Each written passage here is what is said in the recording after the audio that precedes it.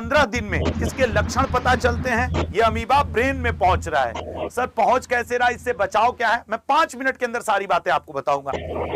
Brain में पहुंच करके ब्रेन के टिश्यूज को खाना शुरू कर दे रहा है और 2 से 15 दिन में तो लक्षण दिख रहे हैं, लेकिन एक बार अगर ये अमीबा ब्रेन में पहुंच जा रहा है, जो कि अभी केरल में 19 लोगों के ब्रेन में पहुंचा, डेथ हो गई उनकी। अभी ये जो अमीबा है, ये दिमाग खाने वाला अमीबा ब्रेन ईटिंग अमीबा के नाम से प्रसिद्ध हुआ। अब प्रसिद्ध नहीं, कुख्यात हुआ। प्रसिद्ध तो पॉजिटिव वर्ड है। अब ये जो दिमाग खाने वाला अमीबा है, जिसको मैंने बोला नेग्लेरिया फाउली, केरला में इसको पाया गया। करीब अभी केरला में अगर आज की डेट में बात करें तो 69 केस आ चुके हैं और 19 उसमें से डेथ हो चुके हैं। इसका डेथ रेट बड़ा तगड़ा है। कोविड का डेथ रेट फिर भी इससे कम था। अच्छा सर, ये जो नेग्लेरिया फाउलिया है करता क्या है, ये करता क्या है?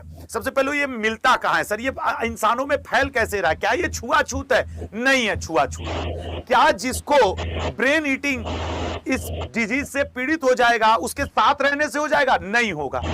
लेकिन इसमें है जैसे गर्म पानी का झरना, नदी, स्विमिंग पूल या तालाबों का पानी इसका सोर्स है। जब इसमें आप जाकर के नहाते हैं या इसके पानी का उपयोग पीने में कर लेते हैं तो ये फैल रहा है। खास करके दक्षिण भारत में इसलिए क्योंकि वहां मंदिरों के किनारे तालाबों के स्रोत और बहुत सारे कुआं और इस तरीके की चीजें हैं। तो जब आप नहाते हैं तो ये फैल कैसे रहा है?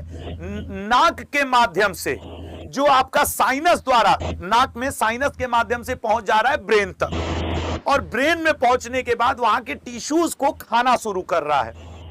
लोगों को जब तक समझ में आ रहा है कि मुझे चक्कर आ रहा है, इसके लक्षण हैं तेज सिर दर्द, बुखार, उल्टी या फिर बेहोशी या मिर्गी के दौरे जैसी चीज इसके लक्षणों में शामिल है।